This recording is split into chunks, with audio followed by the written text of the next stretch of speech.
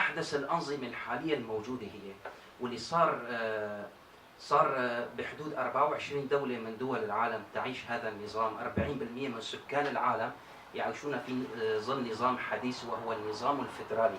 طبعا النظام الفيدرالي هو النموذج نقيض للحكم المركزي تماما والحكم الدكتاتوري، والذي من شأنه الاستئثار بالسلطات المركزية كافة. ومن ثم النظام الفيدرالي هو نظام ديمقراطي دستوري قانوني نموذجي يحقق العدالة ويضمن المشاركة السياسية، ومن ثم يحقق ما يصبو إليه الفرد والجماعة على حد سواء. طبعا موضوع الفيدرالية يا إخواني أكيد له شروط، أكيد لازم يكون له شروط لحتى تتهيئ الحالة وتتشكل عن معنى الدولة الفيدرالية. ولكن يكاد يكون هناك إجماع بأن النظام الفيدرالي من أفضل الحلول المطروحة بالنسبة للبلد ذات التركيب الديموغرافي للسكان. يعني عندنا التعددية اللغوية، عندنا التعددية الدينية، عندنا خصوصية ثقافية، عندنا المهم التركيب الديموغرافي للسكان. طبعا يكاد يكون إجماع بهذا الموضوع أنه هو أفضل نظام ليحافظ على وحدة البلد وليحافظ على استقرار البلد، وبالتالي يؤدي إلى ازدهار اقتصادي، يؤدي إلى أمور كثيرة تستفيد منها الدولة. يختلف الدستور الفيدرالي من دولة لدولة، يعني التشابه في الشكل الفيدرالي لا يعني بالضرورة التشابه في الجوهر. الفيدرالية هو شكل من أشكال الحكم، تكون السلطات فيه مقسمة بين حكومة مركزية فيدرالية وحكومة ولايات أو أقاليم. طبعا الأقاليم عبارة عن وحدات دستورية، تشكل بالاتحاد الدولة الفيدرالية بناء على الدستور أو أساس النظام الدستور الفيدرالي. طرق تشكيل الدولة الفيدرالية عندنا الاتحاد بالاندماج. الاتحاد الاختياري هو الاتحاد الاختياري بين دولتين أو عدد من الدول بموجب اتفاق دستوري، وبهذا الاتفاق الدستوري تتنازل الدول المنطوية تحت هذا الاتحاد عن السيادة الخارجية طوعا وجزء من السيادة الداخلية لصالح مركز الدولة الفيدرالية. طبعا الولايات المتحدة الأمريكية وسويسرا وحتى ألمانيا قامت على هذا الأساس. طبعا غالبا بهذه الطريقة من تشكيل الدولة الفيدرالية غالبا الدافع يكون مثلا الاستقواء ضد خطر خارجي، مثل سويسرا بلشت الفيدرالية كانت 3 كانتونات، بلش بيناتهم الفيدرالية كان ضد الجرمانيين، ضد الخطر الجرماني وضد خطر النمساوي. وقد يكون العامل الاقتصادي هو الدافع إلى تشكيل هذا النوع من الفيدرالية، مثل الاتحاد الأسترالي عام 1901 هو كان العامل الاقتصادي هو الأساس في تشكيل الفيدرالية.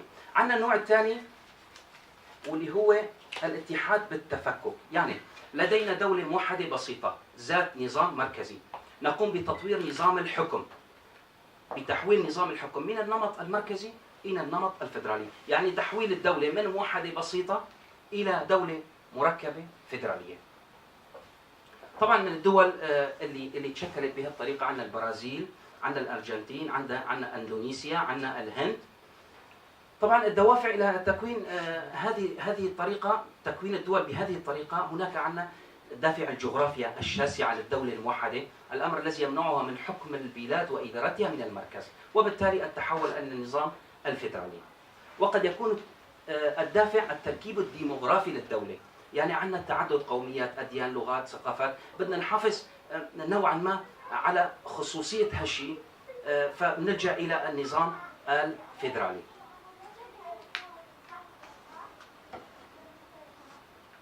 من أجل إعطاء هذه المكونات استقلالها الجزئي، لأن البقاء في ظل نظام موحد يهدد استقرار البلاد. طبعا في كندا الصراع بين الفرنسيين والبريطانيين هو كان أحد أهم الدوافع لتبني النظام الفيدرالي. الآن عندنا دولة فيدرالية موحدة، عندنا ولايات وعندنا حكومة مركزية. بالنسبة للولايات، لكل ولاية من ولايات الاتحاد دستور خاص فيها، لكل ولاية يوجد دستور خاص فيها.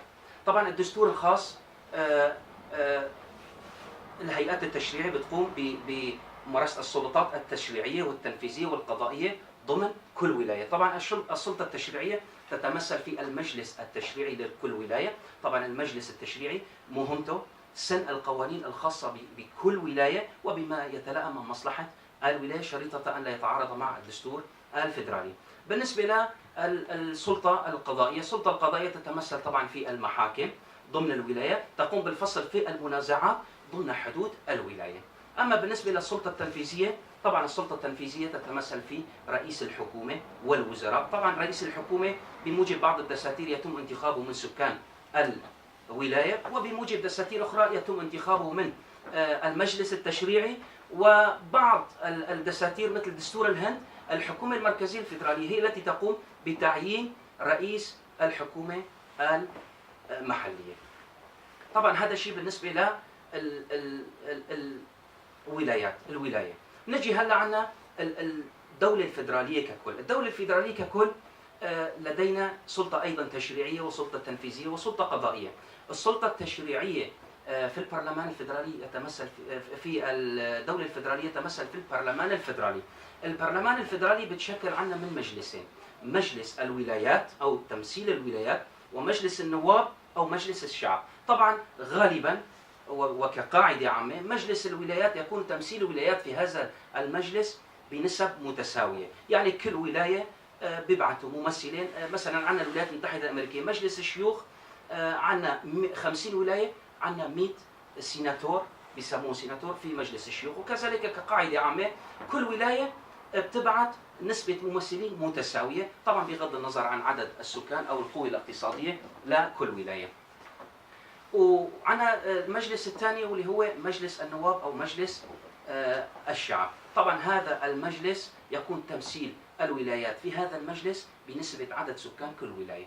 كل ما كان عدد سكان الولاية أكبر كل ما كان نسبة تمثيل الولاية في هذا المجلس أكثر.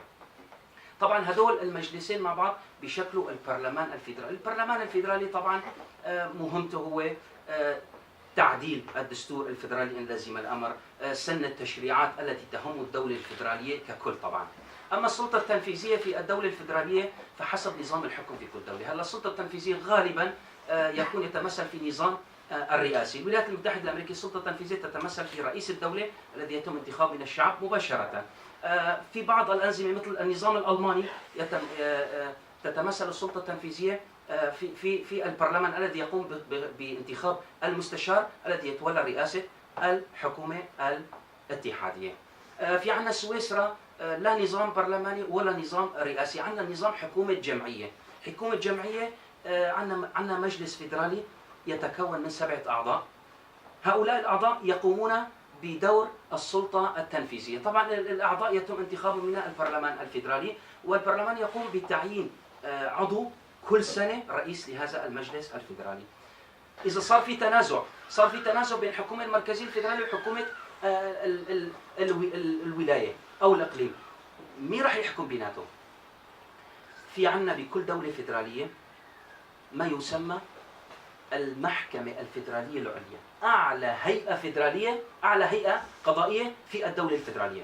طبعا هي المحكمة هي تتمتع باستقلال عن الحكومة المركزية الفيدرالية، وأيضا مستقلة عن حكومة الولايات، ولكن استقلالها عن حكومة الولايات أكبر من استقلالها من المركز. طبعا المحكمة الفيدرالية العليا أو تسمى في ألمانيا المحكمة الدستورية العليا لها أسامي عديدة. تقوم هذه المحكمة بمراقبة أعمال الحكام والوزراء والموظفين في الدولة المركزية الفيدرالية وفي الولايات، وأيضا تقوم بالفصل في المنازعات التي تحدث بين الحكومة المركزية الفيدرالية وبين حكومة الولايات، وأيضا مراقبة التشريعات التي يتم سنها في المجالس المحلية التشريعية المحلية، وأيضا في البرلمان الفيدرالي. فيدرالية أو الدولة الاتحادية، هل انفصال أم اتحاد؟ طبعا هون عندنا 3 حالات من الدستور الفيدرالي. أنا ببداية الحديث ذكرت بأن هناك فروق بين الدساتير الفيدرالية، ما في تشابه بين كل الدساتير الفيدرالية، هناك فروق جوهرية أحيانا بين الدساتير الفيدرالية. مثلا موضوع الانفصال، معظم أو غالبية الدساتير الفيدرالية تنص بشكل صريح على عدم إعطاء الحق لأي ولاية بالانفصال. بشكل صريح. دستور الولايات المتحدة الأمريكية ودستور كذا وكذا بشكل صريح تعلن على عدم إعطاء الحق لأي ولاية بالانفصال. طبعا النقطة الثانية، ينص الدستور بشكل صريح على إعطاء الحق لإقليم أو إثنية معينة أو عرق أو دين بالانفصال. عندنا حالة واحدة هو الدستور الأثيوبي، نص بشكل صريح وأعطى الحق لكل ولاية أو كل عرق أو كل دين بالانفصال وحق تقرير مصيره وتشكيل دولة مستقلة. طبعا هذا الشيء، تفعيل هذا الحق يا إخوان من الناحية العملية ومن الناحية السياسية كثير صعب. يعني مثلا من الناحية العملية، الولاية رادية تنفصل، لازم الولاية يجب أن تقوم بإعداد طلب يكون موقع من ثلثي أعضاء المجلس التشريعي في الولاية، يتم تقديمه إلى السلطات المركزية الفيدرالية. السلطات المركزية الفيدرالية بعد 3 سنوات تقوم بإجراء استفتاء شعبي في هالولاية التي تريد الانفصال بموجب الدستور، وإذا كانت التصويت بالأغلبية المطلقة على الانفصال ويصادق عليه البرلمان الأثيوبي، وقتها يكون قرار الانفصال نافذا.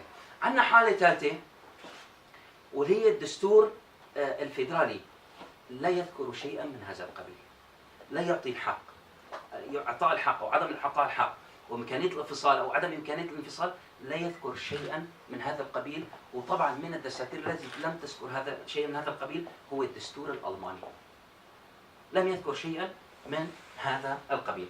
طبعا اخوان رح نحكي بس بشكل خلينا نقول منصفين كمان، الفيدرالية إلى شروط لحتى لنجاح الفيدرالية.